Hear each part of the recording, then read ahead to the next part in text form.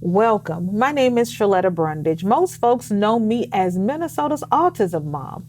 And for Autism Awareness Month, I have partnered with the South Washington County Telecommunications Commission.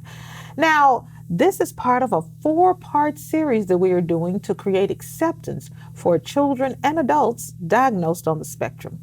Now, when we put this thing together, we heard from so many parents on both sides of the aisle. Should it be autism awareness? Should it be autism acceptance? And we had a difficult time trying to figure it out. But the one thing we knew was that it didn't matter what we called it. All that matters is that we're trying to create a better life for the kids and adults with autism. So if you haven't seen this series, make sure you go to their website. It is there. Share it with your friends on social media. But this one is going to be so much information. I want you to grab a pen and a piece of paper because we are going to deep dive into where you can find the resources and services for your children and the adults in your life who have special needs, especially autism. And today, Yingya Vang is joining me. She is with the Minnesota Department of Human Services. She is the Community Engagement Lead with Autism. Thank you so much for being here. Thanks for inviting me. Now, you have done an amazing job in your role, curating what you call an autism portal. Who knew this was available? When my son Brandon was diagnosed 7 years ago, I spent hours at night Googling, looking for services, for information, for resources, for the best centers, where things were, finding out any piece of information I could. It was exhausting. Parents do not have to do that anymore because you have provided all of that in one place. I have to say, on behalf of parents who have kids with autism, thank you for giving us our time and life back and curating such an amazing website with all of this information and these resources that we need. Talk to me about this autism portal. Well, you put it very beautifully and very well said. And I can't take the credit. We definitely worked with interagencies, so across the state, with the Department of Health and Department of Education and all sorts of other departments and community partners, and especially families like you. So we put together this Minnesota Autism Resource Portal with input from stakeholders, and we wanted to make sure that this is that one-stop shop. Like you're saying, parents are overloaded with information, and I myself am a parent, and when we were first diagnosed, it was very confusing. Girl, yes. Yeah, I know. And I really had, it was kind of scary at times. Yes, very frightening. But with the information that I needed, I feel like I was equipped.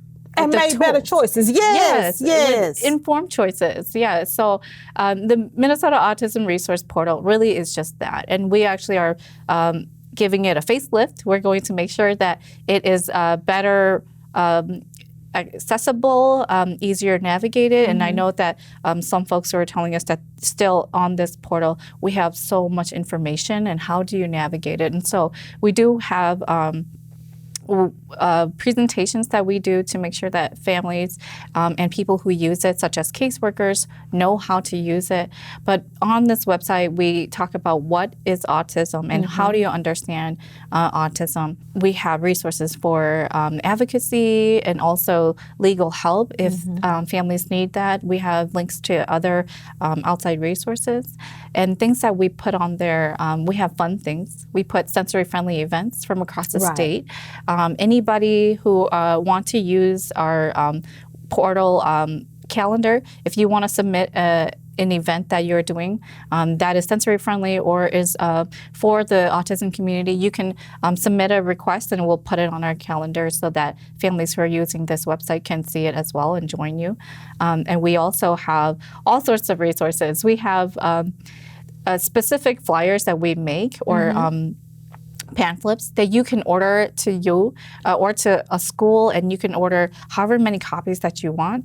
And we also have what's called pathway documents. These pathway documents, there's one for just birth to age 3. Yeah. It talks about milestones and things to look for, and then we also have medical identification versus educational evaluations. There's a difference, and I think They're very parents, different. yeah, and parents don't always understand. I didn't know Yeah. that when we got a educational evaluation, it was not the same thing as a medical diagnosis. So there are many different tools that we have. We also have a tool for transitioning age youth, so anyone from 16 to 18. What are your steps there? What do we do now, and how do we plan intentionally to make sure that we are offering our young ones the right guidance to the path that they want to be on? Yeah, so that they can be successful adults, because, you know, everyone likes to talk about the statistics, you know, about children with autism. But at some point, all of these children are going to grow up, and they're going to be looking for jobs. And not everybody is progressive as Hy-Vee. Which, you know, or Kowalski's, you know, local Twin Cities grocery stores that go out of their way to hire adults with special needs. You see them when you go into the stores. They are right there. They are being trained. They are moved up to manager. But there are only so many of those positions, only so many of those jobs. And, you know, I tell people all the time, I'm working now to educate my children's classmates, you know, at 7, 8, 9, 10 years old. But I know at some point they're going to be 17, 18, 19, and 20. And these are going to be their coworkers. These are going to be their bosses. And so it's very important that we start thinking about the 16-year-old with autism. You know, right now we're thinking about the 6-year-old, because that's all we got the bandwidth to think about. But at some point, they're going to be 16. Now, tell people where they can go to get this website, because we've been talking all about the website. We have not given them the website. Give them the website to the Minnesota Autism Portal. Yeah, so you can look it up on Google, but you can also just type in mn.gov/autism. It's a short, easy way to enter it in, and everything on the front page, you should be able to navigate to where you need, as well as on the top right corner, it'll give you a link to find referral and also the link to those pathway documents. The PDF forms, they have clickable links so that you can use online digitally. But if you decide that you want a printed version, you can also order it and we'll send it to you so that you can write on it, or you can also print it via PDF. And that is so amazing that you have provided this service. What are you hearing from parents who go to the website? I know for me, going to that website, it was such a relief, because I left Texas, came here with 3 kids who have autism. And I'm trying to figure out where everything is, who I need to talk to, where I need to go. And like you said, sometimes you do need legal help because you are the advocate for your child. You are their voice because they can't speak for themselves. So you may need to talk to a lawyer about one thing or another. And so being able to see that all in one spot for me, it saved time. I was relieved to know that there was something out there available, and it is free.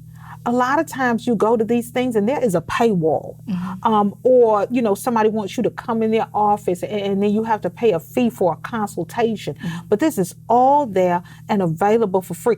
I love it. I could spend hours there getting information and finding out, and it's not static. That's the one thing I love about the Minnesota Autism Portal, is that it's constantly updated with new information, new activities. Even my children, I have trained my children how to go and look on the calendar to see what's coming up next. If they say, well, what are we doing for spring break, or what are we doing over the summer, I can go to your website and get those events that are curated just for our special needs kids, where they will feel safe, they will be protected. Those camps where they are known to be expected because they do have special needs. But what are you hearing from other parents who have gone to this website and taken this information for their families? Yeah, so one of the biggest things that we manage from the Department of Human Services, we have the Early Intensive Developmental and Behavioral Intervention benefit.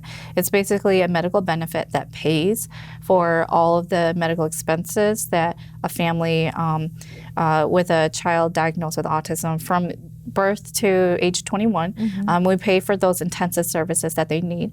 And parents really find that helpful, that when we we have it on our website to give them information about it, and that you don't need a referral. You don't need any special application to be eligible. And really, like you're saying, this comes at no cost to them. We offer those resources to them, and our team, we come at no cost too. You can call me, you can email me. All of our responses, we give everyone the information and resources that they need, that the best that we can help them at no cost. We are always willing to help, and I know that my colleagues Kim and Nicole, they go above and beyond to help. Yes, Lord. To help anybody and everybody, even though it's not in our wheelhouse, it's not our expertise, such as housing and other transportation and healthcare resources. My team really does the best that they can to give information to families who need it, and other than that, we also, like you're saying, those fun events. We do have one coming up, the Autism Resource Symposium. It's our second annual one. Yes. And it's on April 12th. It's going to be all online, virtual, and we're going to have plenty of great information. Families find MnChoice's assessment information really helpful. Yeah. And so if you have a child who is diagnosed with autism, they're likely going to be eligible to access other services. Yes. And the MnChoice's assessment will be able to help you determine what other services that your child can tap into, such as, PCA services and other things. So we're going to have information about that. We're going to also have a panel about women and girls who have autism and their experiences, and that's a very hot topic because different.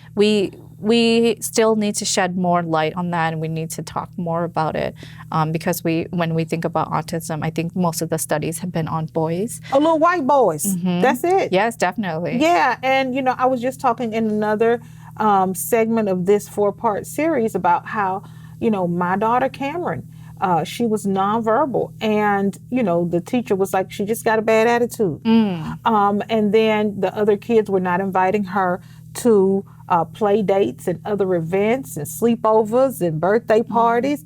And they were like, oh, well, she's just, she doesn't talk to people. She's not friendly. She's not nice.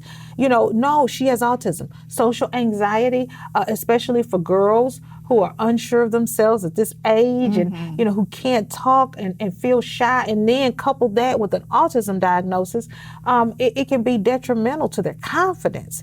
And so that's why I created a book about her, Cameron Goes to School, so that her classmates and peers could see that, what? She's just like me.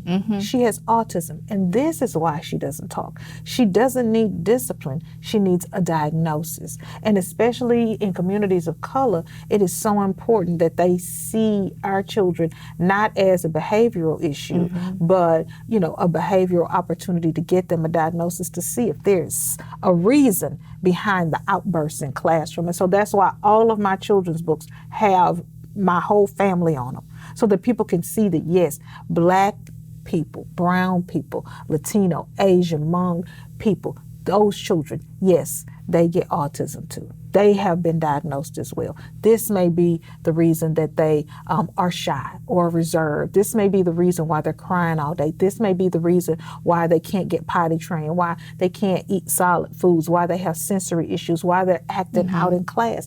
And so I'm just so glad that you are raising awareness, Yingya Vang, over at the Department of Human Services, and for all the work you do, and for this big event that is coming up on April 12th, this virtual event. Families can stay safely in their homes and attend and not miss out on anything. They can sit at their desk and sneak and look and enjoy this. So thank you so much. We'll have some information on the website where people can go and sign up. And I just appreciate you so much for being here for this 4-part series. Thank you. Thanks for having me.